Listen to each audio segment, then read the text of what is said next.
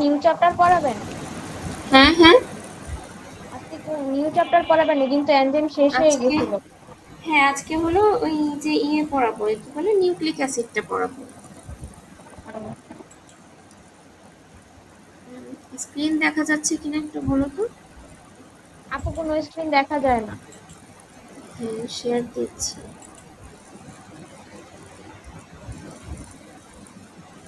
দেখা যাচ্ছে? দেখা যাচ্ছে আপু। ওকে। গত দিনের মতো আবার না হয় যেন, মাঝে মাঝে একটু রেসপন্স করবা। হ্যাঁ, দেখা যাবে যে আমি ক্লাস নিয়ে যাচ্ছি, তোমরা শুনতে পাচ্ছ না। হ্যাঁ, আমি নিজেই মাঝে মাঝে আর কি জিজ্ঞেস করব, যাতে বুঝতে পারি যে আসলে আমি কানেক্টেড আছি নাকি। আর এসে ইলেকট্রিসিটির এত বেশি সমস্যা হচ্ছে, প্রচন্ড লোডশেডিং হচ্ছে আমাদের এখানে। 1 ঘন্টার জন্য থাকছে, আবার যখন যাচ্ছে তখন 2 ঘন্টার জন্য লোডশেডিং হচ্ছে। আচ্ছা, আমরা আজকে তাহলে পড়বো হলো নিউক্লিক অ্যাসিড, নতুন নতুন একটা চ্যাপ্টার পড়বো। আমাদের আর বেশি নেই তো, নিউক্লিক অ্যাসিড আর হচ্ছে হরমোন আছে সম্ভবত, তাই না? লাস্টের গুলো বাকি আছে। জি আপু, হরমোন আর নিউক্লিক অ্যাসিড বাকি আছে। ওকে, ঠিক আছে। আমরা নিউক্লিক অ্যাসিড থেকে যেটা পড়বো, এখানে হচ্ছে যে টপিকগুলা আমাদের পড়তে হবে, সেই টপিকগুলো এখানে আর কি দেওয়া আছে। তো এখন প্রথমে যেটা দেখছি সেটা হচ্ছে নিউক্লিক অ্যাসিডটা কি আসলে। তো নিউক্লিক অ্যাসিড হচ্ছে তোমার high molecular weight biological macromolecule composed of nucleotide unit, অর্থাৎ এটার বেসিক ইউনিট হচ্ছে নিউক্লিওটাইড, অর্থাৎ নিউক্লিওটাইডের সমন্বয়ে নিউক্লিক অ্যাসিড গঠিত। এটার স্ট্রাকচারে আমরা দেখব এটা কি কি আছে। আজকে হচ্ছে আমরা জাস্ট প্রত্যেকটা টপিক সম্পর্কে ধারণা নিব, যে কোনটা কাকে বলে, কি এবং সেটা কি কাজ করে থাকে। এটা ধারণা নিয়ে আগামী ক্লাসে হচ্ছে এই টপিকের আন্ডারে প্রিভিয়াস ইয়ারের যে কোশ্চেনগুলো আছে আমরা সেই কোশ্চেনগুলো সলিউশন করব। তো এখানে এই নিউক্লিক অ্যাসিড হচ্ছে তোমার আমাদের বডিতে তোমার স্টোরেজের ক্ষেত্রে, তারপরে হচ্ছে যে ট্রান্সমিশন, এক্সপ্রেশন এবং স্পেশালি তোমার বংশ পরম্পরায় যে তোমার জিন এক্সপ্রেশন হয়ে থাকে বা জিন ট্রান্সমিশন হয়ে থাকে, তোমার এই যে আহ, বংশগতির যে ধারক বা বাহক, যেটা আর কি ডিএনএ আরএনএ আছে, এই বৈশিষ্ট্যগুলা যে ক্যারি করে থাকে, এটা নিউক্লিক অ্যাসিডের মাধ্যমে হয়ে থাকে। অর্থাৎ এক প্রজন্মের বৈশিষ্ট্য পরবর্তী প্রজন্ম বা তার পরবর্তী প্রজন্ম পর্যন্ত এটা বিস্তৃত থাকে। তো এখানে টু মেজর নিউক্লিক অ্যাসিড আছে, দুইটা প্রধান নিউক্লিক অ্যাসিড, তার মধ্যে ডিএনএ একটা আর একটা হচ্ছে আরএনএ। তো এটার পূর্ণরূপ সহ আমাদের পড়তে হবে ডিঅক্সিরাইবো নিউক্লিক অ্যাসিড, আর একটা হচ্ছে রাইবো নিউক্লিক অ্যাসিড। তো এটার মূল ফাংশনটা হচ্ছে তোমার দেখো, জেনেটিক ইনফরমেশন স্টোর করে রাখবে এই নিউক্লিক অ্যাসিড, তারপরে transfer hereditary information from one generation to another, যেটা আগেই বললাম যে জেনেটিক ইনফরমেশন সে স্টোর করে রাখবে এবং এক প্রজন্ম থেকে অন্য প্রজন্মে সেটা প্রবাহিত হতে থাকবে। কন্ট্রোল প্রোটিন সিনথেসিস, এবং নিউক্লিক অ্যাসিড কিন্তু প্রোটিন সিনথেসিসের সাথেও সংযুক্ত, এখান থেকে প্রোটিন সংশ্লেষণ হয়ে থাকে। পার্টিসিপেট ইন জিন এক্সপ্রেশন, জিন এক্সপ্রেশনের ক্ষেত্রেও এই নিউক্লিক অ্যাসিড কাজ করবে, কারণ একটা জিন থেকে আরেকটা জিনের যে এক্সপ্রেশন হবে বা লিঙ্ক আপ হবে, সেটার ক্ষেত্রে নিউক্লিক অ্যাসিড কাজ করে। আরেকটা হচ্ছে help regulate cellular activities, cellular যে কোষীয় বিভিন্ন কার্যকলাপ আছে সেগুলো নিয়ন্ত্রণেও সাহায্য করে থাকে। এক কথায় যদি বলি, নিউক্লিক অ্যাসিডের বেসিক স্ট্রাকচারাল ইউনিট হচ্ছে নিউক্লিওটাইড, অর্থাৎ নিউক্লিক অ্যাসিডকে যদি অ্যানালাইসিস করা যায় তাহলে নিউক্লিওটাইড পাবো। নিউক্লিওটাইডের মধ্যে থাকবে নিউক্লিওসাইড এবং ফসফেট, এই দুটো মিলিয়ে নিউক্লিওটাইড গঠিত হয়ে থাকে। এখন যদি আমরা ক্লাসিফিকেশন যদি বলি যে নিউক্লিক অ্যাসিডের ক্লাসিফিকেশন কি, তখন কিন্তু ওই তোমার এই ডিএনএ আরএনএ এইগুলাই কিন্তু চলে আসতেছে, যে একটা হচ্ছে তোমার ডিএনএ আর একটা হচ্ছে আরএনএ। তো ডিএনএ হচ্ছে তোমার, DNA is the principal genetic material in most organisms, অধিকাংশ অর্গানিজমসেরই হচ্ছে জেনেটিক মেটেরিয়ালের প্রধান যে ইয়েটা ইউনিটটা সেটা হচ্ছে ডিএনএ। আর আরএনএ হচ্ছে তোমার, RNA is mainly involved in the expression of genetic information and protein synthesis. এটা ডিএনএ থেকে আরএনএ হচ্ছে একটু ভিন্ন, এটা প্রোটিন সিনথেসিস এবং জেনেটিক ইনফরমেশন এক্সপ্রেশনের সাথে এটা সংযুক্ত থাকে। এখন আমরা যদি এইটা দেখি যে বৈশিষ্ট্যটা যদি দেখি, ডিএনএর পূর্ণরূপটা হচ্ছে ডিঅক্সি রাইবোনিউক্লিক অ্যাসিড, আর আরএনএ হচ্ছে রাইবোনিউক্লিক অ্যাসিড। আর এটার সুগারি রূপ হচ্ছে ডিঅক্সিরাইবোজ, আর আরএনএর সুগারি রূপ হচ্ছে রাইবোজ। আর এটার ক্ষেত্রে ডিএনএর মধ্যে সাইটোসিন এবং থায়ামিন থাকে আর আরএনএতে হচ্ছে সাইটোসিন আর ইউরাসিল থাকে। আর পিউরিনের ক্ষেত্রে এটাকে আর কি পাইরিমিডিন বলা হয়। আর পিউরিনের ক্ষেত্রে হচ্ছে তোমার এজি অর্থাৎ অ্যাডিনিন গুয়ানিন থাকে, আর আরএনএর ক্ষেত্রেও অ্যাডিনিন গুয়ানিন থাকে। শুধুমাত্র যে পাইরিমিডিনের ক্ষেত্রে পরিবর্তন থাকে, এখানে থায়ামিনের পরিবর্তে আরএনএতে হচ্ছে ইউরাসিল থাকে, ডিএনএতে থায়ামিন থাকে, আরএনএতে ইউরাসিল থাকে। এটা কিন্তু একটা এদের পার্থক্যও বলতে পারো। তারপরে সাধারণত ডিএনএ হচ্ছে ডাবল স্ট্র্যান্ডেড হয়ে থাকে, আর আরএনএ হচ্ছে সিঙ্গেল স্ট্র্যান্ডেড হয়ে থাকে।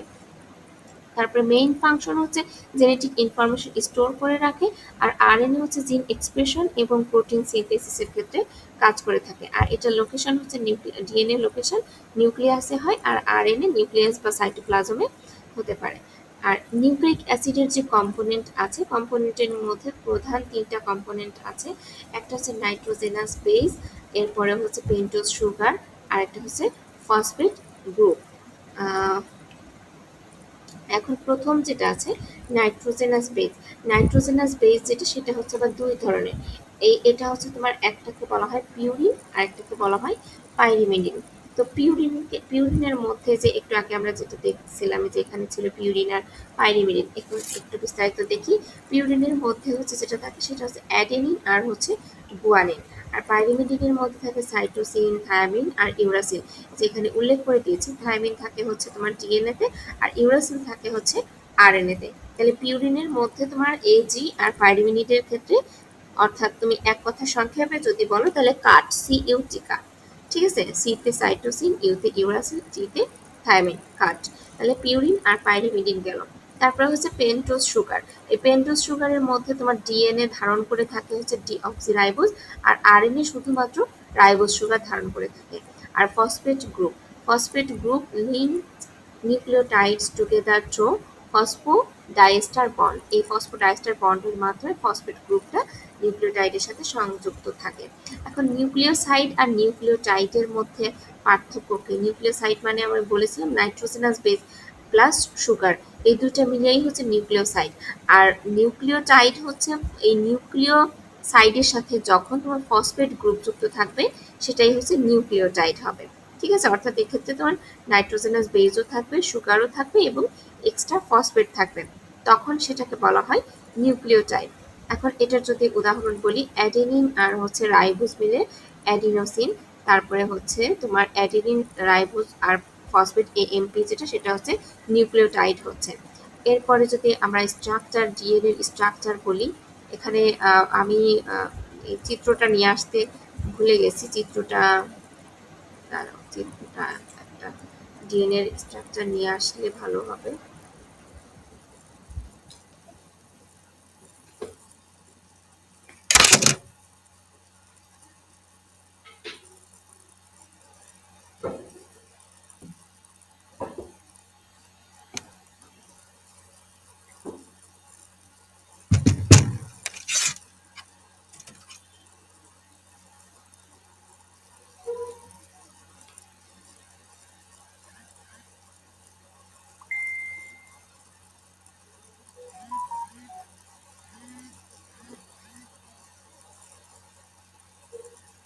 হ্যালো, আমার কথা কি শোনা যাচ্ছে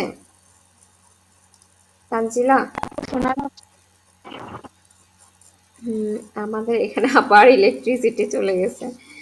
আচ্ছা, আমি আবার ফোনে ডাটা করে অন করলাম, দেখা যাক কতক্ষণ কন্টিনিউ করতে পারি। আচ্ছা দাঁড়াও, আমি হচ্ছে একটা ডিএনএ নিয়ে আসি, স্ট্রাকচার নিয়ে আসি। আমি স্ট্রাকচারটা দিব, এখানে ভুলে গেছি, কিন্তু পরবর্তীতে যখন প্রিভিয়াস ইয়ারের কোয়েশ্চেন করেছি তখন হচ্ছে আবার স্ট্রাকচারটা আর কি দেওয়া হয়েছে ওখানে।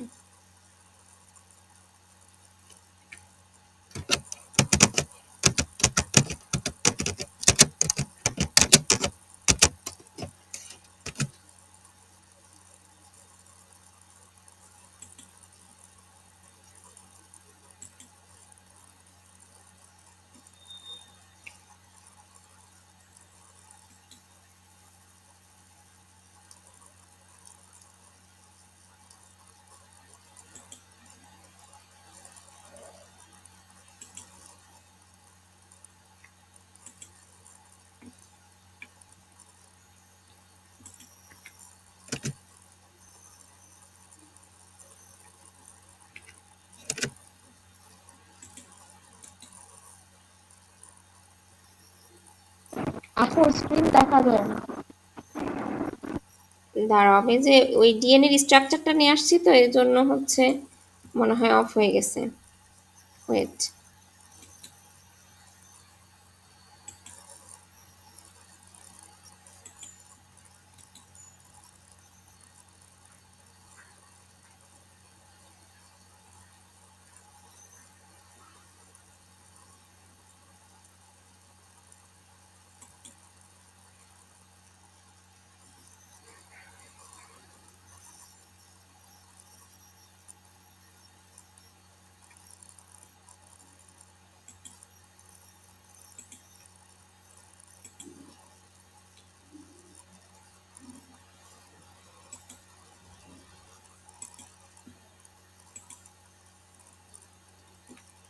এখন দেখা যাচ্ছে?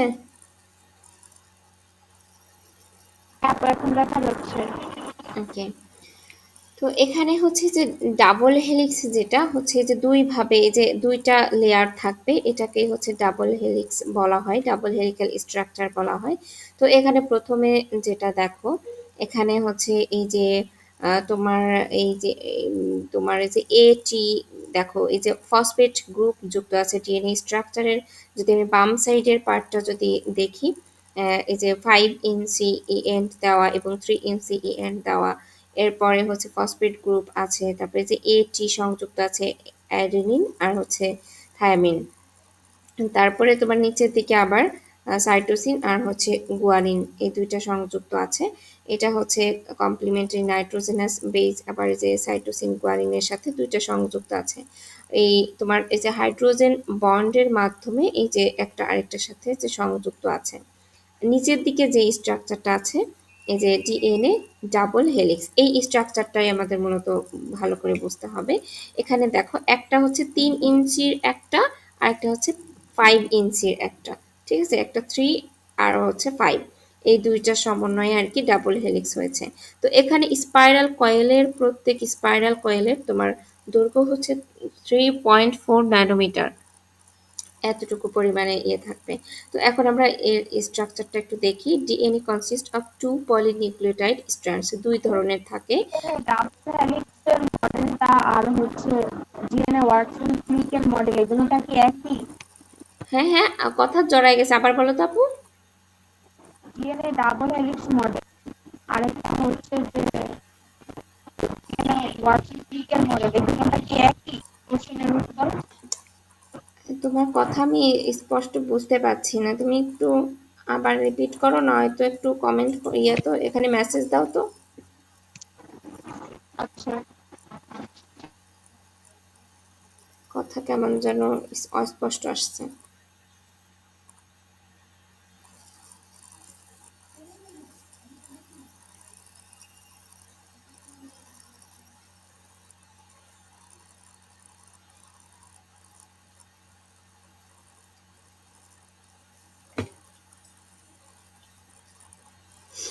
মেসেজ দিয়েছো?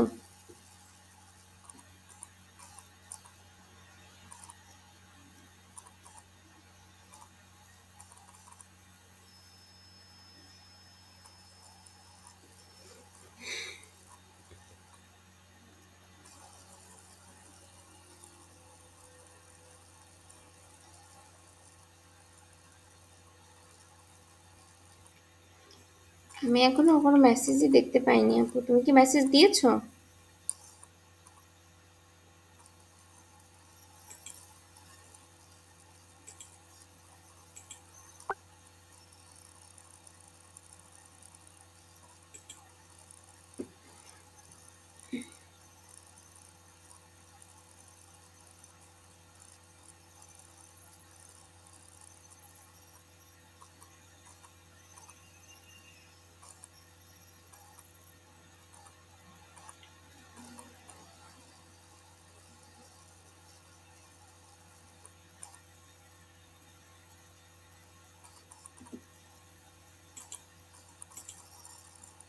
ডিএনএ ডাবল হেলিক্স,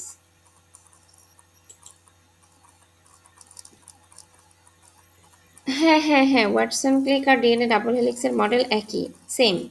এটার প্রবক্তাই হচ্ছে ওয়াটসন ক্লিক, ঠিক আছে, একজনই আর কি।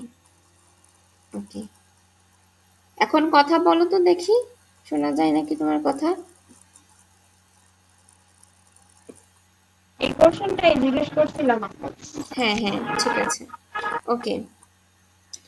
আচ্ছা, এখন হলো আমরা যেটা পড়ছি, এটার হচ্ছে বৈশিষ্ট্যটা, যে two strands form a double helix, যে দুইটা ফিতার মতো যেটা থাকবে, দুইটা সমন্বয়ে একটা ডাবল হেলিক্স হবে। তো এটা এন্টি প্যারালাল থাকবে, দেখো যে মানে দুইটা মানে আলাদাভাবে অনেকটা এন্টি প্যারালাল থাকবে। দেখো এটার শেপটা দেখেই বুঝতে পারবা যে একদিকে সংকীর্ণ আছে, আরেকদিকে প্রশস্ত আছে। এটাকে, এই শেপটাকে বলা হচ্ছে এন্টি প্যারালাল। আর এখানে যে দুইটা যে ফাইভ ফাইভ টু কি বলে 5 ইঞ্চি বাই 3 ইঞ্চি, আর একটা হচ্ছে 3 ইঞ্চি বাই 5 ইঞ্চি, দুইটার সমন্বয়ে আর কি হয়েছে। এই যে দেখো, যেটা 5 ইঞ্চি হয়েছে সেটা দেখো এটার ফিনিশিং এ এসে 3 ইঞ্চি, আবার যেটা 3 ইঞ্চি দিয়ে স্টার্টিং হয়েছে সেটা দেখো শেষে গিয়ে হয়েছে 5 ইঞ্চি। ঠিক আছে, তারপরে হচ্ছে the sugar phosphate groups form the outer backbone, nitrogenous base space toward the inside, base pair to hydrogen bonds। এখানে মূলত আমাদের যেই বৈশিষ্ট্যগুলো ইম্পর্টেন্ট সেটা হচ্ছে যে two polynucleotide strands, double helix, antiparallel, 5/3, 3/5, outer ব্যাকবোনে এটা ফসফেট গ্রুপ থাকবে, এবং হাইড্রোজেন বন্ডের মাধ্যমে এই বেসগুলা একসাথে সংযুক্ত থাকবে। তো তারপরে হচ্ছে তোমার এই যে দেখো কমপ্লিমেন্টারি বেস পেয়ারিং, এই যে অ্যাডেনিন, তারপরে হচ্ছে থায়ামিন, এটা এগুলো হচ্ছে তোমার পেয়ারিং এর মাধ্যমে থাকে। দেখো এখানে আমরা যদি দেখি, এই যে তোমার এর সাথে টি আছে, অর্থাৎ এই দুইটা কিন্তু পেয়ারিং আকারে আছে। আবার জির সাথে সি আছে, গুয়ানিন সাইটোসিন, এরা হচ্ছে পেয়ারিং আকারে আছে। তাহলে কমপ্লিমেন্টারি বেস পেয়ারিং হচ্ছে এটি, অর্থাৎ adenine pairs with thymine by two hydrogen bonds, অর্থাৎ এ আর টি যখন বন্ড করবে মানে বন্ডিং হবে তাদের মাঝে, দুইটা হাইড্রোজেন বন্ড থাকবে। আবার জি আর সি, গুয়ানিন আর সাইটোসিন, দুইটা যখন বন্ডিং করবে তখন তিনটা হাইড্রোজেনের প্রয়োজন হবে। তো এখানে ওইটারই ডায়াগ্রামটা আর কি দেখানো হয়েছে যে কিভাবে কি আর কি বন্ড করবে। তো এরপরে হচ্ছে যেটা, সেটা হচ্ছে আরএনএ স্ট্রাকচার। এতক্ষণ তো আমরা ডিএনএটা পড়লাম, ডিএনএটা পরে এখন আরএনএটা দেখি। আরএনএ হচ্ছে তোমার consist of a single polynucleotide chain, এটা হচ্ছে একদম মানে সিঙ্গেল পলিনিউক্লিওটাইড চেইনের সমন্বয়ে আর কি গঠিত। এর স্ট্রাকচার হচ্ছে এটা রাইবোজ সুগার ধারণ করে থাকবে, আর এটাতে থাকবে হচ্ছে তোমার অ্যাডিনিন, গুয়ানিন, সাইটোসিন আর ইউরাসিল। এটা হচ্ছে সিঙ্গেল স্ট্র্যান্ডেড, এবং এটা ইউ এর পরিবর্তে টি থাকবে, অর্থাৎ ইউরাসিলের পরিবর্তে থায়ামিন থাকবে। তারপরে হচ্ছে সরি মানে থায়ামিনের পরিবর্তে ইউরাসিল থাকবে। তারপরে can fold into complex secondary structure mainly involved in জিন এক্সপ্রেশন অ্যান্ড প্রোটিন সিনথেসিস। এটা মূলত জিন এক্সপ্রেশন এবং প্রোটিন সিনথেসিসে কাজ করে থাকে।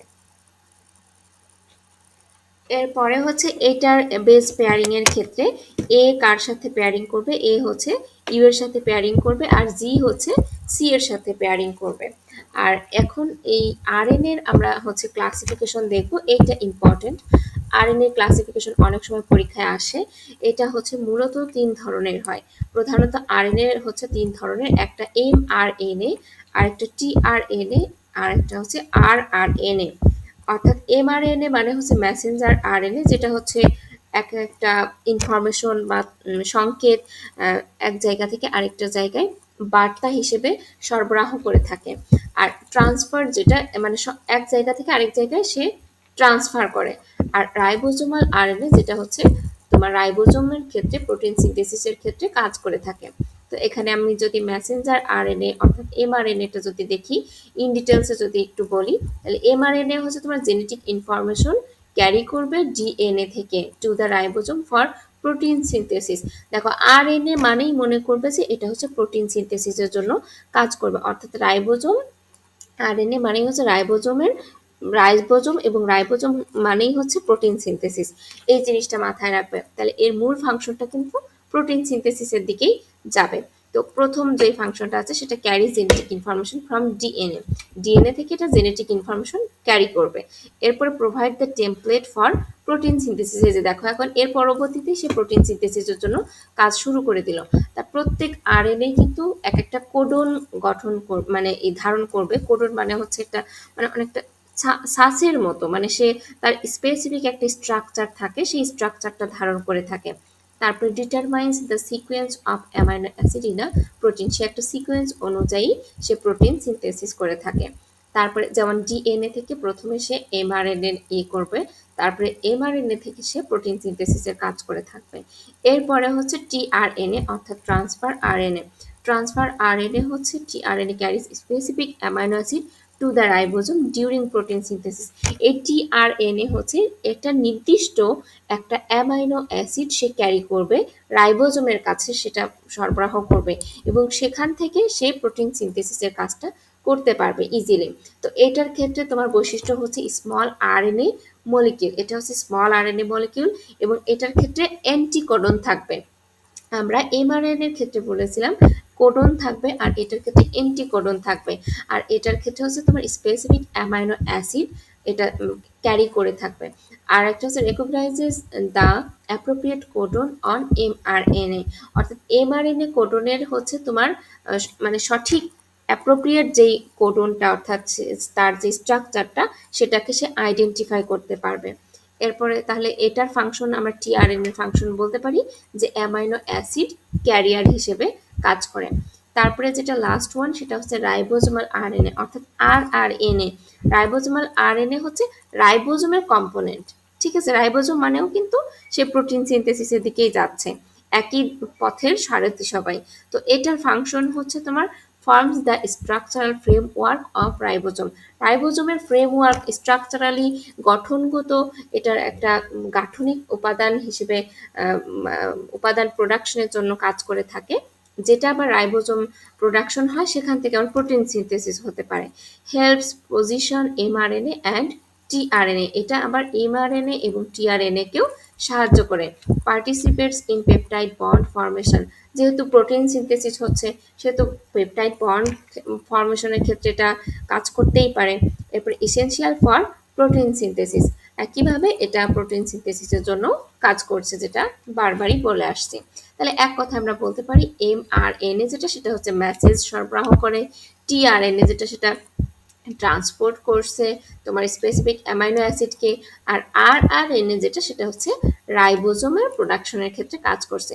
তিনটা ফাংশনই কিন্তু তোমার প্রোটিন সিনথেসিসের সাথে কানেক্টেড। এরপরে তাহলে আমরা এতক্ষণে এটার ক্লাসিফিকেশনটা তাহলে বুঝতে পেরেছি। আমার কথা শোনা যাচ্ছে আপু?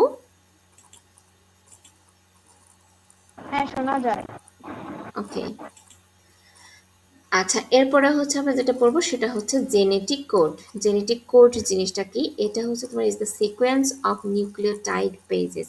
নিউক্লিওটাইড বেজেসের একটা তোমার সুন্দর কাঠামো, এটা সিকোয়েন্স অনুযায়ী আর কি এটা সাজানো থাকে এমআরএন এর মধ্যে, যে that determines the sequence of amino acid in a protein, অর্থাৎ একটা প্রোটিনের ভিতরে তোমার স্পেসিফিক নিউক্লিওটাইড বেজ আর কি সাজানো থাকে, যেটা তোমার একটা নির্দিষ্ট কি বলবো তোমার আহ, কোনো চারিত্রিক বৈশিষ্ট্য হতে পারে বা সেটা শুধু সে স্পেসিফিক একটা বিষয় সে ক্যারি করবে এরকম। এই ক্ষেত্রে তোমার তিনটা নিউক্লিওটাইড হতে পারে, তিনটা নিউক্লিওটাইডের সমন্বয়ে একটা কোডন আর কি বলা হয়। তিনটা নিউক্লিওটাইড থাকলে তাকে হচ্ছে একটা কোডন বলা হয়। এক্ষেত্রে উদাহরণ যেমন AUG, এই যে তিনটা কোডন অ্যাডেনিন, ইউরাসিল, গুয়ানিন, এগুলা কিন্তু এক একটা কোডন হিসেবে কাজ করছে। তাহলে এগুলা এক একটা কোডন যেহেতু, তাহলে কোডনের একটা যেটা বললাম জেনেটিক কোড, জেনেটিক কোডের মধ্যে হচ্ছে থাকছে কোডন। এখন এই কোডন হচ্ছে codon is a sequence of 3 nucleotides on mRNA, অর্থাৎ এমআরএনএ এর মধ্যে যে তিনটা নিউক্লিওটাইডস থাকবে তাদেরকে বলা হচ্ছে কিন্তু কোডন। এই কোডন হচ্ছে তোমার that specifies an amino acid or a termination signal. এখানে তোমার 64 কোডনস, টোটাল 64 কোডনস থাকে। তা এটা হচ্ছে তোমার কোডনগুলো, আবার 61 code for amino acid, amino অ্যাসিডের জন্য 61 কোড থাকতে পারে, আর কোডনের জন্য স্টপ কোডনের জন্য 3টা থাকতে পারে। এই যে সংখ্যাগুলো আমাদের মনে রাখতে হবে, 64 কোডনস টোটালি হচ্ছে থাকবে, অ্যামাইনো অ্যাসিডের ক্ষেত্রে হচ্ছে 61 কোড, আর কোডনের ক্ষেত্রে 3টা কোড থাকবে, স্টপ কোডনের ক্ষেত্রে 3টা থাকবে। এক্ষেত্রে স্টার্ট কোডন একটা আছে আর একটা হচ্ছে স্টপ কোডন আছে। স্টার্ট কোডন বলা হয় AUG, এটাকে হচ্ছে স্টার্ট কোডন বলা হয়।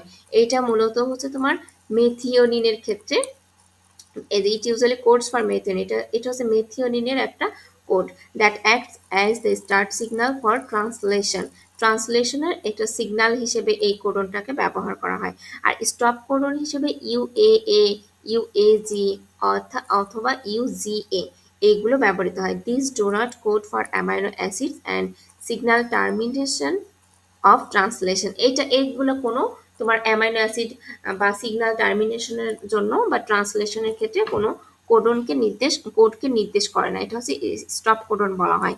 শুধুমাত্র AUG এটাই হচ্ছে ট্রান্সলেশনের স্টার্ট কোডন বলা হয়। তো এখন যেটা পড়বো সেটা হচ্ছে জেনেটিক কোডের যে ক্যারেক্টারিস্টিক্স, কি কি বৈশিষ্ট্য আছে।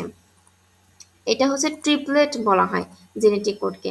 ট্রিপলেট হচ্ছে কি, ওই যে তিনটা নিউক্লিওটাইড আমরা পড়লাম, each codon consist of 3 nucleotides. প্রত্যেক কোডনেই তিনটা করে নিউক্লিওটাইডস থাকে, এই জন্য এটাকে বলা হয় ট্রিপলেট। তারপরে হচ্ছে স্পেসিফিক, এটা অবশ্যই এটা একটা পার্টিকুলার বৈশিষ্ট্য ধারণ করবে, এই জন্য এটাকে বলা হয় স্পেসিফিক। এটা প্রত্যেক অ্যামাইনো অ্যাসিডের ক্ষেত্রে এক একটা স্পেসিফিক বৈশিষ্ট্য সে নিজের মধ্যে ধারণ করে থাকবে। তারপর degenerate, more than one codon may code for the same amino acid. Nearly universal, the genetic code is nearly the same in most organism. Non overlapping, একটা আরেকটার সাথে কখনো ওভারল্যাপ করবে না, যার যার মতো সে। তারপরে কমালেস, কোডনস আর রিড কন্টিনিউয়াসলি উইদাউট পাংচুয়েশন, এটা পাংচুয়েশন ছাড়া আর কি রিড করা হয়। স্টার্ট সিগনাল, তারপরে স্টপ সিগনাল, এই বিষয়গুলো এগুলো সবই হচ্ছে তোমার জেনেটিক কোডের বৈশিষ্ট্য। তারপরে হচ্ছে তোমার মিউটেশন। মিউটেশনটা কি, mutation is a permanent change in the nucleotide sequence. অনেক সময় কিন্তু আমাদের তোমার ডিএনএ মিউটেশন করা হয় এবং ডিএনএ মিউটেশন করে তার হচ্ছে তোমার জেনেটিক্যালি বিভিন্ন বৈশিষ্ট্য বা ক্যারেক্টার কিন্তু পরিবর্তন করে ফেলা হয়। অনেকের দেখবা যে এই যে সার্জারি করে বা গ্রোথের ক্ষেত্রে, অনেকের গ্রোথ ডেভেলপ করার জন্য সার্জারি করে বা বিভিন্নভাবে দেখবে অনেকেই সার্জারি করে থাকে। তো এই সার্জারিতে আসলে কি করা হয়, এখানে কিছু কিছু তোমার আছে, তোমার ডিএনএর যে কোড আছে সেগুলাকে হচ্ছে তোমার চেঞ্জ করে দেওয়া হয়, পার্মানেন্টলি চেঞ্জ করে দেওয়া হয়। তো ওই জন্য দেখা যায় যে তার কিছু সেই গ্রোথের ক্ষেত্রে সেটা মানে ওখানে ব্যারিয়ার হয়ে যায়, সেই গ্রোথটা দেখা যাচ্ছে হচ্ছে না। তো এই মিউটেশনের মাধ্যমেই হচ্ছে তোমার ডিএনএর সিকোয়েন্স অর্থাৎ নিউক্লিওটাইডের সিকোয়েন্সকে পরিবর্তন করে দেওয়া হয়। আবার মনে করো বিভিন্ন খাবার আছে বর্তমানে, অনেক উন্নত ফসল তৈরি করা হচ্ছে, যেসব মনে করো ফসলের ক্ষেত্রে যদি আমি বলি যে যেই বৈশিষ্ট্যটার কারণে সে কোনো একটা পোকা তাকে নষ্ট করে ফেলতে পারছে, সেই বৈশিষ্ট্যটাকে দেখা যাচ্ছে স্পেসিফিক করে নিয়ে সেই ডিএনএটা সেখান থেকে পরিবর্তন করে ফেলা হচ্ছে। অর্থাৎ সেখানে কোনো পোকা বসলেও সেই ফসলটাকে ধ্বংস করতে পারবে না। সেই ক্ষেত্রে তোমার যে জিএমও ফুড এই টাইপের যে বিষয়গুলো আছে, খাবারগুলা বর্তমানে অনেক আর্টিফিশিয়ালি বা অনেক করে রিসার্চ করে করে এগুলা রেডি করা হচ্ছে, প্রোডাকশনের কাজ চলছে। এই ক্ষেত্রে কিন্তু তোমার এরকম জিন এই যে মানে পার্মানেন্টলি চেঞ্জ করা হচ্ছে ডিএনএ। তো মিউটেশনস ক্যান অল্টার জিন function and may result in genetic disorder or in some cases contribute to variation. এটা তোমার জেনেটিক ডিসঅর্ডার হতে পারে, আবার বিভিন্নভাবে এটার বৈচিত্র্য আনতে পারে। তারপরে হচ্ছে এখানে এটার ক্লাসিফিকেশন আছে মিউটেশনের, টাইপস অফ মিউটেশন। তো এটা জিন মিউটেশন একটা, আরেকটা হচ্ছে তোমার এটা কয়েকভাবে ভাগ করা হয়েছে। আচ্ছা দেখি জিন মিউটেশনটা কি। জিন মিউটেশন হচ্ছে তোমার substitution, one nucleotide is replaced by another. এক্ষেত্রে একটা নিউক্লিওটাইড আরেকটার মাধ্যমে পরিবর্তন হবে, যেমন এখানে এই যে জিটা পরিবর্তন হয়েছে এর এর পরিবর্তে, এটা হচ্ছে AGCT, এটা হচ্ছে নর্মাল। আর যেটা মিউটেশন হয়েছে, মিউটেশন হওয়ার পরে এটার পরবর্তী রূপ হয়েছে AACT, অর্থাৎ এই যে জির পরিবর্তে এ হয়েছে, এটা হচ্ছে সাবস্টিটিউশন। আর ইনসার্শন, ইনসার্ট করা, ইনসার্ট করে নতুন করে হচ্ছে কোনো কিছু যুক্ত করা। One or more nucleotide are added, এক্ষেত্রে এক বা একাধিক নিউক্লিওটাইড সংযুক্ত হবে। এই যে মনে করো নর্মাল যেটা দেখলাম AGCT, এটার সাথে যদি আমি এর সাথে আরেকটা যদি অতিরিক্ত আমি অ্যাড করতাম তাহলে সেটা কিন্তু ইনসার্শন হতো। তারপরে হচ্ছে ডিলিশন, ডিলিশন যাতে one or more nucleotides are remove, এই আগেরটার মতোই নর্মালটার থেকে যদি আমি একটা যদি বাদ দিয়ে দিতাম তাহলে সেটা হয়ে যেত তোমার ডিলেশন। ঠিক আছে, এটা হচ্ছে তোমার গেল মিউটেশন। তারপরে according to effect on codon, এই যে কোডনের উপর প্রভাবের উপর ভিত্তিতে এটাকে আবার ভাগ করা হয়, silent mutation, missense mutation, nonsense mutation, frame shift mutation. তো এইটার থেকে তোমার এইটা বেশি ইম্পর্টেন্ট, এই তিনটা, সাবস্টিটিউশন, ইনসার্শন অ্যান্ড ডিলিশন। তারপরে হচ্ছে আসো অটোসোমাল রিসেসিভ ইনহেরিটেন্স। এটার ডেফিনেশন হচ্ছে an autosomal recessive disorder occurs when an individual inherits two copies of a disease causing recessive allele on one from each parent। এটার ক্ষেত্রে ধরো বেসিক যে কনসেপ্টটা দেখো, এ মনে করো নর্মাল একটা মানে বৈশিষ্ট্য, আর বড় হাতের এ যেটা সেটা হচ্ছে ধরো কোনো প্যারেন্টসের নর্মাল একটা বৈশিষ্ট্য, সে হচ্ছে এটা তার মধ্যে সে এই বৈশিষ্ট্যটাকে সে ধারণ করছে। আর এই ছোট হাতের যে সেটা হচ্ছে তার একটু অ্যাবনর্মাল কোনো একটা ক্যারেক্টার, অ্যাবনর্মাল কোনো একটা ক্যারেক্টার যেটা এটার ঠিক অপোজিট যেটা সেটা। এই দুই একটা পার্সনের মধ্যে তোমার এ যদি থাকে তাহলে সেটা কোনো প্রভাব পড়ে না, কিন্তু এ আর এ, বড় হাতের এ আর ছোট হাতের এ দুইটা যদি থাকে তখন দেখা যায় যে তার মধ্যে তোমার নেগেটিভ ইফেক্ট হতে পারে। এই যে তোমার যে অনেক সময় ডিজিজ হয়ে থাকে, তো এই যে ডিজিজ হওয়ার ক্ষেত্রে দেখা যায় যে অনেক সময় সুপ্ত অবস্থায় থাকে বড় হাতের এ আর ছোট হাতের এ। এ হচ্ছে নর্মাল, আর মনে করো ছোট হাতের এ সেটা হচ্ছে সে ডিজিজকে মিন করছে। তো দুইটা যদি বড় হাতের থাকে তাহলে সেটা আনএফেক্টেড, অর্থাৎ সে সেফ জোনে আছে। আর একটা বড় হাতের এ আর একটা ছোট হাতের এ যদি থাকে তাহলে সেটাকে বলা হয় সে হচ্ছে বাহক হিসেবে কাজ করছে, মানে ক্যারিয়ার হিসেবে কাজ করছে, কিন্তু সে ইউজুয়ালি আনএফেক্টেড, বাট তার মধ্যে কিন্তু ঝুঁকি আছে। আর দুইটি যদি ছোট হাতের এ হয় তাহলে সে পুরোপুরি ঝুঁকিতে আছে, অর্থাৎ সে সংক্রমিত অবস্থায় আছে। তাই ক্যারিয়ার প্যারেন্টস এর ক্ষেত্রে এই যে এইটা হচ্ছে আমরা যে যখন বায়োলজি পড়েছিলাম সেক্ষেত্রে আরো ভালোভাবে পড়েছিলাম। এখানে যদি এটাকে দেখি যে এ যদি থাকে তাহলে 25% আনএফেক্টেড বাট নন ক্যারিয়ার, আর 50% এ হচ্ছে তোমার আনএফেক্টেড ক্যারিয়ার, আর 25% একদম সংক্রমিত হওয়ার চান্স থাকে। তো এই ক্ষেত্রে তোমার হচ্ছে মেল ফিমেল উভয়ই তোমার এফেক্টেড হতে পারে। প্যারেন্টস মে বি আনএফেক্টেড, মানে প্যারেন্টস আনএফেক্টেড থাকলেও এদের যে চাইল্ড হবে বা তার পরবর্তী প্রজন্ম যারা আসবে তাদের ক্ষেত্রে সেই বৈশিষ্ট্যটা থাকতে পারে। যেমন এই যে এখন বর্তমানে কিন্তু হাই ব্লাড প্রেশার বা ডায়াবেটিস দেখা যাচ্ছে যে আমার মা বাবা নাই, অথবা মানে আমার আছে, সাপোজ মনে করো আমার আছে, কিন্তু মানে আমার হচ্ছে তোমার আনএফেক্টেড অবস্থা আছে, 25% ঝুঁকিতে আছি নন ক্যারিয়ার হিসেবে। আমার পরবর্তী যে জেনারেশন সে তার ক্ষেত্রে তোমার আনএফেক্টেড ক্যারিয়ার হতে পারে, 50% থাকতে পারে। তার পরবর্তী পর্যায়ে দেখা যাচ্ছে যে একদম 25% এফেক্টেড, অর্থাৎ তার পরবর্তী প্রজন্মে দেখা যাবে যে প্রত্যেক 4 জনের মধ্যে একজনের তার ডায়াবেটিস বা যে মানে আমার যে ডিজিজটা আছে সেটা হওয়ার ঝুঁকি থাকতে পারে। এইটা আর কি। এরপরে যেটা হচ্ছে তোমার ডিএনএ রেপ্লিকেশন। ডিএনএ রেপ্লিকেশন হচ্ছে তোমার এটা একটা প্রসেস যেটা হচ্ছে তোমার ডিএনএ থেকে ডিএনএ তৈরি হওয়া, অর্থাৎ DNA makes an identical copy of itself before cell division.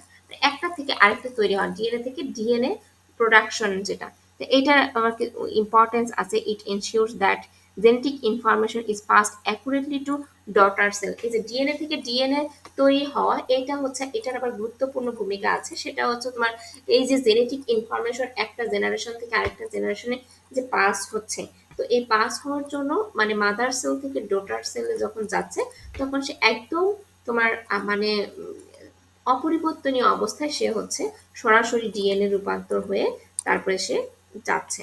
তো nature of replication, DNA replication হচ্ছে তোমার সেমি কনজারভেটিভ বলা হয়, অর্থাৎ this means each daughter DNA molecule contains one parental strand, one newly synthesis strand. আচ্ছা, এটা এটা দরকার নাই, এটা আরো বেশি এসে ডিটেলসে যাচ্ছে। এখন আমি জাস্ট আমরা দেখি যে কিভাবে ডিএনএ তোমার হচ্ছে যে রেপ্লিকেশন হচ্ছে। দেখো প্রথম স্টেপ যেটা হচ্ছে সেটা হচ্ছে আনউইন্ডিং, অর্থাৎ DNA double helix is open. প্রথম অবস্থায় যখন ডিএনএ এর হবে রেপ্লিকেশন হবে তখন ওই যে বাইরের দিকে যে ডাবল হেলিক্স থাকবে সেটা হচ্ছে ওপেন হয়ে যাবে, সেই ক্ষেত্রে তোমার হেলিকেজ এনজাইমটা কাজ করবে। দুইটা ডিএনএ স্ট্র্যান্ডটাকে সেপারেট করার জন্য। তারপরে প্রিমিয়ার ফরমেশন, এরপরে short RNA premier is form, এই ক্ষেত্রে হচ্ছে তোমার আরএনএ প্রিমিয়ার তৈরি হবে। এরপরে 3 নম্বর স্টেপে গিয়ে নিউ স্ট্র্যান্ড সিনথেসিস, এরপরে 3 নম্বর স্টেজে গিয়ে নতুন করে স্ট্র্যান্ড তৈরি করবে, যে রিবনের মতো যেটা দেখেছিলাম সেটা নতুন করে তৈরি করবে, এবং সেই ক্ষেত্রে ডিএনএ পলিমারেজ এনজাইমটা এক্ষেত্রে কাজ করবে। তো এখানে বেজ পেয়ারিং হবে এর সাথে টি এবং জির সাথে সি, এটা আমরা দেখেছি যখন আমরা ডিএনএ এর স্ট্রাকচার করেছিলাম। তারপরে 4 নম্বর স্টেজে গিয়ে লিডিং অ্যান্ড ল্যাগিং স্ট্র্যান্ড, অর্থাৎ এই ক্ষেত্রে leading strand is synthesis continuously, lagging strand is synthesis discontinuously as Okazaki fragments, অর্থাৎ একটা আরেকটার সাথে যে লেগে যাবে বা মানে তাদের যে সিকোয়েন্স ঠিক রেখে কন্টিনিউয়াসলি সেটা মানে প্রোডাকশন হবে, সিনথেসিস হবে। তারপর হচ্ছে জয়েনিং হবে, one fragments on the lagging strand are joined by DNA ligase, DNA লাইগেজের মাধ্যমে ডিএনএ সম্পূর্ণটা একটা আরেকটার সাথে জয়েন হয়ে যাবে। তাহলে টোটাল ফ্লোচার্টের এটাই ফ্লোচার্ট আকারে আবার লেখা যায় স্টেপগুলা, এখানে একই কথা আবার দেয়া আছে। তো এটা ফ্লোচার্ট আকারে আমরা লিখতে পারি যে জয়েনিং অফ ফ্র্যাগমেন্টস, এরপরে যে 2 ডিএনএ মলিকিউল, তারপরে একটা মলিকিউল থেকে দুইটা মলিকিউল তৈরি হয়ে গেল। ঠিক আছে, এটা হচ্ছে ডিএনএ রেপ্লিকেশন বলা হয়। তো এই ক্ষেত্রে তোমার এনজাইম কাজ করছে, হেলিকেজ এনজাইম, তারপরে primase enzyme, DNA polymerase enzyme আর ডিএনএ লাইগেজ এনজাইম। এই ডিএনএ লাইগেজ এনজাইম হচ্ছে এই যে ডিএনএ সংযুক্ত হওয়ার ক্ষেত্রে কাজ করে থাকে।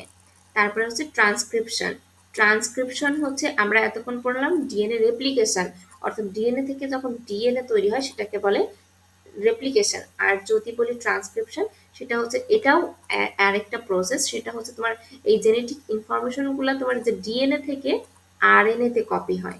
ঠিক আছে, this the main product for protein synthesis is mRNA. In eukaryotic cells, transcription mainly occurs in the nucleus. Main enzyme এক্ষেত্রে কাজ করে আরএনএ পলিমারেজ। এই ট্রান্সক্রিপশনের ক্ষেত্রে গুরুত্বপূর্ণ যে এনজাইমটা কাজ করে সেটা হচ্ছে আরএনএ পলিমারেজ। এখানে এর স্টেপগুলো দেখি। প্রথমে হচ্ছে ইনিশিয়েশন হবে। ইনিশিয়েশনের ক্ষেত্রে RNA polymerase binds to the promoter region of DNA, অর্থাৎ ডিএনএ এর একটা নির্দিষ্ট একটা অঞ্চলে আরএনএ পলিমারেজ এনজাইমটাকে বাইন্ড করবে। তারপরে হচ্ছে ইলংগেশন, ওই আরএনএ পলিমারেজ হচ্ছে moves along the DNA template and adds complementary RNA nucleotide, সে হচ্ছে ডিএনএ টেমপ্লেটের ভেতর দিয়ে সে প্রবেশ করবে এবং একটা তোমার হচ্ছে কমপ্লিমেন্টারি আরএনএ নিউক্লিওটাইড সংযুক্ত করবে। RNA base pairing, RNA base pairing এর ক্ষেত্রে যারা থাকবে সেটা এই অনুযায়ী থাকবে, এবং এই আরএনএ পলিমারেজ এই এনজাইমটা ডিএনএ টেমপ্লেটের মধ্য দিয়ে প্রবেশ করার পরে আরএনএ নিউক্লিওটাইড কমপ্লিমেন্টারি সংযুক্ত করবে। এরপরে হচ্ছে আরএনএ পলিমারেজ তারপরে হচ্ছে এই প্রসেসটাকে টার্মিনেট করে ফেলবে, শেষ করে মানে ফিনিশ করে ফেলবে। এই মাধ্যমেই হচ্ছে তোমার আরএনএ তৈরি হয়ে যায়। তো এটার ক্ষেত্রে যদি আমরা স্টেপগুলো বলি, ডিএনএ থেকে আরএনএ পলিমারেজ সংযুক্ত হবে, তারপরে আরএনএ সিনথেসিস হচ্ছে, এবং আরএনএ সিনথেসিসের পরে এমআরএনএ হবে, আর এমআরএনএ থেকেই প্রোটিন সিনথেসিস হয়ে যাবে। ঠিক আছে, অর্থাৎ ট্রান্সক্রিপশন বললে ডিএনএ থেকে আরএনএ, আর ট্রান্সলেশন বললে রেপ্লিকেশন বললে ডিএনএ থেকে ডিএনএ। আর ট্রান্সলেশন যেটা সেটা হচ্ছে translation is the process by which the information present in mRNA is use to synthesis a protein. এই যে এমআরএনএ থেকে যখন প্রোটিন সিনথেসিস হবে এটা হচ্ছে ট্রান্সলেশন। অর্থাৎ এক্ষেত্রে তোমার রাইবোজোম অনেক গুরুত্বপূর্ণ ভূমিকা পালন করবে, যেটা সাইটোপ্লাজমে অবস্থান করে। আর এটার মেজর যে কম্পোনেন্ট আছে, মেজর কম্পোনেন্ট হচ্ছে mRNA, tRNA amino acid, enzyme আর এনার্জি। আর এই ক্ষেত্রেও তোমার স্টেপ ওই ট্রান্সলেশনের স্টেপটা ওই আগেরটার মতোই, কিন্তু এটা হচ্ছে একটু অন্যরকম ভাবে আসছে। প্রথমে রাইবোজোম হচ্ছে এমআরএনএর সাথে সংযুক্ত হবে, তারপরে স্টার্ট কোডনটা হচ্ছে আইডেন্টিফাইড হবে। এই ইউজি স্টার্ট কোডনটাকে আইডেন্টিফাই করার পর তারপরে হচ্ছে ইনিশিয়েটর তোমার টিআরএনএ ব্রিংস মেথিওনিন, এরপরে তোমার মেথিওনিন এটা এই অ্যামাইনো অ্যাসিডটাকে বয়ে নিয়ে আসবে। তারপরে হচ্ছে ইলংগেশন। ইলংগেশনটা হচ্ছে তোমার এটা একটু মানে এই প্রসেসটা একটু কঠিন লাগতে পারে, এটা চাইলে স্কিপ করতে পারো, এটা লেস ইম্পর্টেন্ট, তবে প্রথম দুইটা কিন্তু ইম্পর্টেন্ট। ঠিক আছে, ট্রান্সলেশনের থেকে প্রথম দুইটা ইম্পর্টেন্ট বেশি।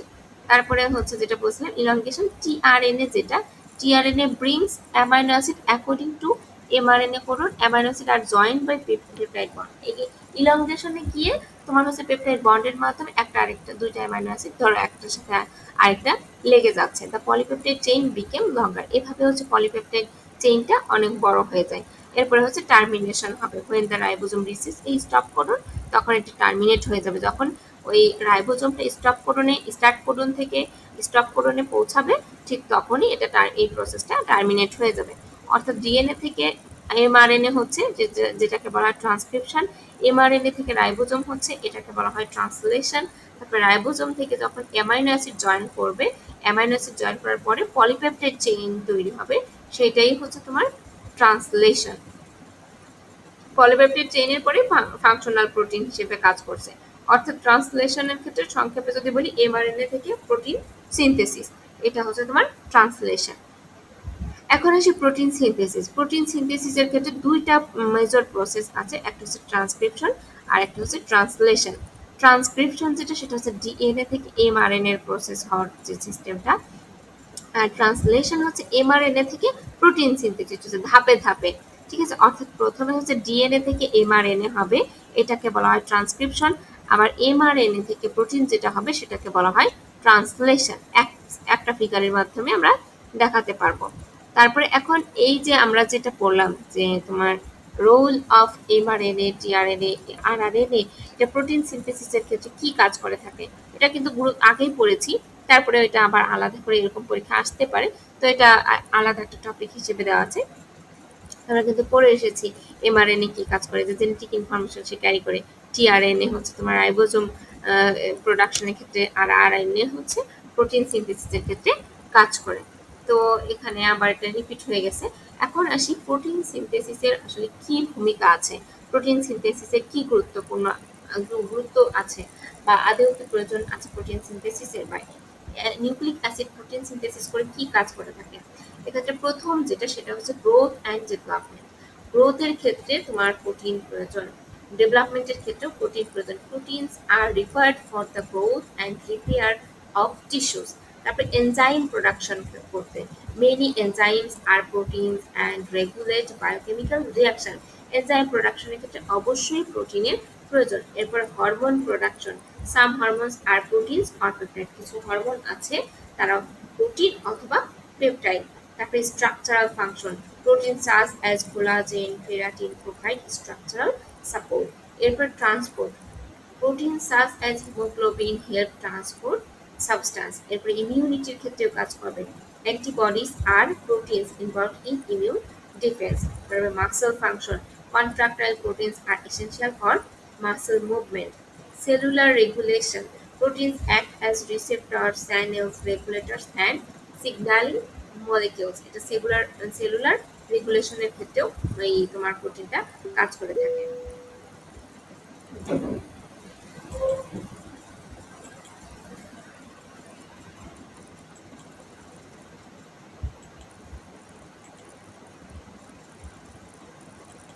ওকে, এরপরে হচ্ছে তোমার এখানে কিছু গুরুত্বপূর্ণ আর কি প্রশ্ন দেওয়া আছে। এখানে যে টপিকগুলো পড়েছি এই টপিকের আন্ডারে এখানে প্রশ্নগুলো দেওয়া আছে।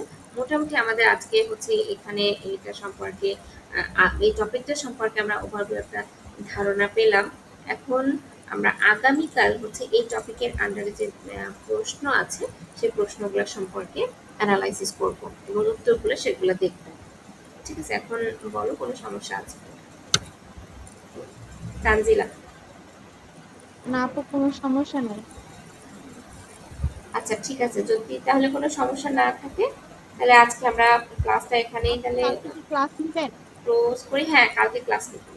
কালকে তুমি হচ্ছে এটার যে প্রিভিয়াস ইয়ারের কোশ্চেনগুলো আছে সেগুলো একটু দেখে এসো। আমরা হচ্ছে তাহলে কালকে এটার উপরে জাস্ট প্রিভিয়াস ইয়ারের কোশ্চেনগুলো একটু দেখে নিব। ঠিক আছে?